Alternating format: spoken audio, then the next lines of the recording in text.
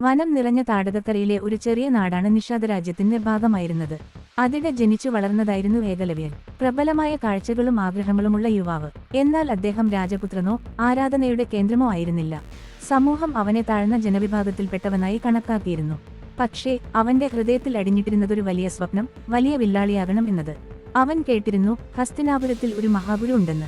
ദ്രോണാചാര്യർ, പാണ്ഡവർ, കൗരവർ എന്നിവരെ ആയുധവിദ്യകളിൽ പരിശീലിപ്പിച്ച മഹാനായ ആചാര്യൻ.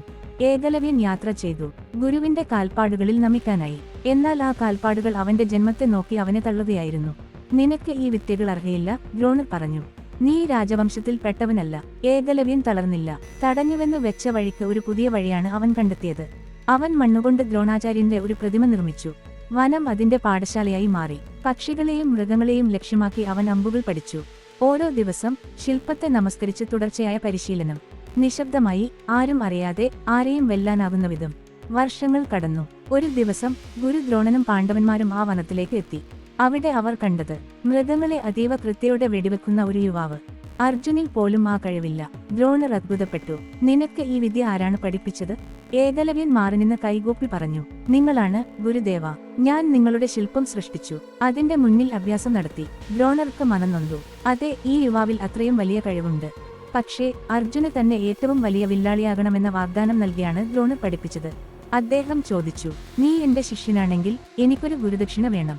നിന്റെ വലത് തള്ളവിരൽ ഞാൻ ആഗ്രഹിക്കുന്നു. ഏകലവ്യൻ ഒരു നിമിഷം പോലും ആലോചിച്ചില്ല. അവൻ കൈ കൊണ്ട് വാളെടുത്തു. വലത് വിരൽ വെട്ടി ദ്രോണാരുടെ പാദത്തിൽ വെച്ചു. രക്തം ചോരുന്നു. പക്ഷേ അവന്റെ മുഖത്ത് ഒരിക്കൽ പോലും പിണക്കമില്ല. അവൻ തിരിഞ്ഞു നടന്നു. അവന്റെ മുന്നിൽ ഇനി വില്ലില്ലായിരിക്കും. പക്ഷേ അവന്റെ ഉള്ളിൽ വലിയൊരു ധൈര്യവും അതുല്യമായ ശിഷ്യപത്യവും എന്നും ഉണ്ടാകും. തെളിഞ്ഞ കാറ്റിൽ വൻമരം പോലെ ഏകലവ്യൻ നിലകൊണ്ടു. തളരാതെ തിരിഞ്ഞുപോയി. വലതു വിരലില്ലെങ്കിലും അവന്റെ അതിമനോഹരമായ കയ്യൊപ്പ് ചരിത്രത്തിൽ അവശേഷിച്ചു. അവനെ മറന്നുപോയിരിക്കും ലോകം. പക്ഷേ ധർമ്മം കാത്തിരിക്കുമെന്നും അവനെപ്പോലെ ഉള്ളവർക്ക്.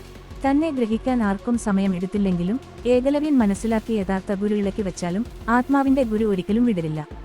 കൈയില്ലാത്തവൻ ആയിട്ടും കയ്യിൽ പിടിച്ച ധർമ്മം അവനെ മനുഷ്യമെന്നതിലും ഉയർത്തി. അവന്റെ കഥ വീരഗാഥയായി മാറാതിരിക്കാം, പക്ഷേ അതൊരു നിശബ്ദ വിപ്ലവമായിരുന്നു. തല കുനിയിച്ചില്ലെങ്കിലും ഹൃദയം നമിച്ച അവൻ ലോകം അറിയാതെ ധർമ്മത്തിന്റെ നേർക്കുനീക്കുമായിരുന്നു. പുറത്തുനിന്ന് തോൽവിയായി തോന്നിച്ചിരുന്നിരുന്നുവെങ്കിലും എക്കാലത്തെയും വിജയിയായിരുന്നു ഏകലവ്യൻ. അവൻ കീഴടങ്ങിയത് ശരീരത്തിനല്ല, ആത്മാവിന്റെ ശാക്തീകരണത്തിനായാണ്. തന്റെ വിരൽ നഷ്ടപ്പെട്ടെങ്കിലും ധർമ്മം അവനിൽ നിന്ന് വിരലടിക്കലും വിട്ടുമാറില്ലായിരുന്നു. അവന്റെ ശിഷ്യബോധം ഗുരുവിനെ മറികടന്ന് ആത്മഗുരുവിലേക്കാണ് ഉയർന്നത്. കാലം കടന്നുപോയപ്പോൾ പോലും കാടിനകത്ത് ഒരിടത്ത് വിരലില്ല അങ്കുശം വച്ചൊരു കരുത്തൻ അതിന്റെ മാനസിക നീതിയെ പരിശീലിക്കുമെന്ന സ്മൃതിയാണ് അവൻ. ഒരു രാജകുമാരനും ആചാര്യനുമായ കഥകളിൽ ഇല്ലായിരുന്ന ധൈര്യവും ആത്മാർത്ഥയും ഏകലവ്യൻ എന്ന ആയും നിൽക്കുന്ന പേരിൽ എപ്പോഴും ഉയർന്നുകൊണ്ടിരിക്കും.